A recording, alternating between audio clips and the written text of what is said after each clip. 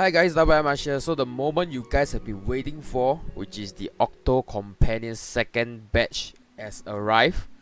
So let's check the skills for all four mercenaries. So let's start with Velphon. So previously we know that Velphon's energy shield is increased by using max HP, but now it uses attack if I'm not wrong. So everybody change all your Velphon runes to assault right now. And as you can see, at plus 10 is already 700% of your attack, so nothing new there. So if I'm not wrong, the only thing different is the shield as well, all this. And you can see at plus 15 the tower range increases. Yeah, so you guys have units that you can kill, as well as this incoming damage minus 50% off. And the rest is, for this is like fixed damage increase for every grave in your for both battlefield, and then your attack increases 15% for each grave in both battlefields. And yeah, you get a 95% defense boost for 2 turns after you have attacked, so it's probably 100%. So probably a lot of people will build him because of the energy shield, but for me I would say personal preference. Yeah, so moving on to Vows, a lot of people will build her because of her companion Hergier. Yeah, Hergier. So she's quite a waifu character. I will show you guys later. So previously Vows was using this Anastasia skill. I forget what is it called. So you just boost her crit damage, and it will increase both your attack and your crit rate. So it changes to this skill called Permanent Blood Absorption, which deals direct additional damage to targets in proportion to the number of graves in both battlefield when attacking. So it's very similar to Velphon, but I still don't know how it works yet, because somehow my Vows don't do enough damage. As you can see, as you level up to 10, it gives you the boost attack in proportion to the number of graves in both battlefield as well, same as Velphon, just different color, different, if I'm not wrong, different color, just same picture, different color. And we have Bloody Bash, which is a skill, ignores enemy damage reduction effect caused by defense and deals additional damage. So I have to check whether it go choose defense or not. Normally I don't really take note of all these things. As you can see, at plus 15 her range tile increase horizontally by 1, so it's very good for people that want to like have like Yunran tile range, which is 2 tiles from the back. So now it's 2 tiles from the back and basically 5 tiles from top to bottom. As you can see, the highest you get is 350% incoming additional damage times your attack. So what previously Vows lack of is stats, if I'm not wrong, stats weakening immunity, some immunity, but I know dot immunity is required for Vows if you want to kill Seto, because Seto give you damage with burn reflect, but that can be solved using the new Gates of Heroes unit called Galania. Yeah, so as I predicted, it didn't really happen for the multi attack. Yeah, I didn't really predicted it correctly. As you can see, Death Guard still remain as 1. So if she get hits, she will like probably just pass away. But she won't get like, she won't die when hitting Seto, like from the counter, all those stuff. So moving on to Marmonia. So as you can see, I don't have Marmonia, so I'll probably get the plus 9 Marmonia. So for Marmonia, her skill set really revamped. They revamped the whole thing. So she's a multi-attacker now, dealing barrier ignoring additional damage to the enemies for every attack. So barrier ignoring, we are I'm assuming that there will be more barrier units coming out in the future. So for now, this only works against Marmonia and Velphon. As you can see, nullify counter as usual. Energy shield. So energy shield for her is same, using vital runes based on max HP.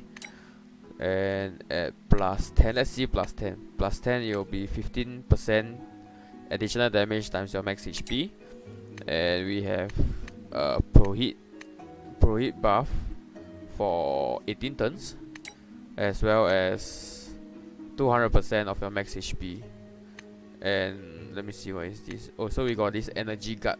When it only occur when additional advanced energy guard ends. So when this ends, this kick in. Consume energy amount for every incoming damage instead of HP. Energy guard terminates when energy drain out. Amount of damage that exceeds the amount of energy is consumed by HP. So max energy equal to max HP times 1000%. So let's say you have a 25k HP Marmonia, you should have around 250k, something around it. I have to check later. So this energy shield thing make a lot of people go hoo-ha about it because it's quite a lot. And we have the minus 35% incoming damage at plus 11, and we have this new skill at plus 11, which is the Knight of Death. So it's categorized as special. So when the battle begins, survives damage to death by setting 1 HP to 1. Oh, so this is the same as Galania's buff. So I don't know whether it stacks or not. I hope it does. And she have Death Guard. Does she have Death Guard before? Yeah, and there's Death Guard. So she won't get reflected by Seto. But I heard from my guildies that when their Marmonia hit Grand Hilda, the Marmonia died. So we have to see about that as well. So Advanced Energy Shield Guard, Energy Guard, Advanced Energy Guard. So is this, it increased by 50% if I'm not wrong. Yeah, 50% and 5% for the restore energy. But the second Energy Guard remains the same, 1000%. So it increases up to 300. Yeah, and your attack range, attack tile is cross, which is very good, more versatile, I would say. So those holding on to Marmonia, you can finally use your Marmonia. Last but not least, we have S mode. So S mode, I think they changed this kit also. So you used to have some reduced defense stuff as skill 1, but now it changed to this permanent Knight of Desire thingy. So Bloody Pillage, it remains the same, current HP times support times 10% additional damage, yada yada. But now deals defend ignoring additional damage to enemy. So if I'm not wrong, it can pass you 100% defense, but I won't really try that because my S mode is only plus 3. And then we have Pillage as well, so it steals the buff of the enemy that it buffs. So based on what I know, that now the S mode buff your allies, as buff your teammates, as well as damage the opponent by using buff as well. So his buff is crit ability boost 100 turns, so the support times crit rate and crit damage. And next is this. Yeah, I don't get this. It's just a support times 15% reduced incoming damage. And then charm counter, enemy that hit him will get charm. So it increases at plus 6 to 15%, and 20% at plus 9.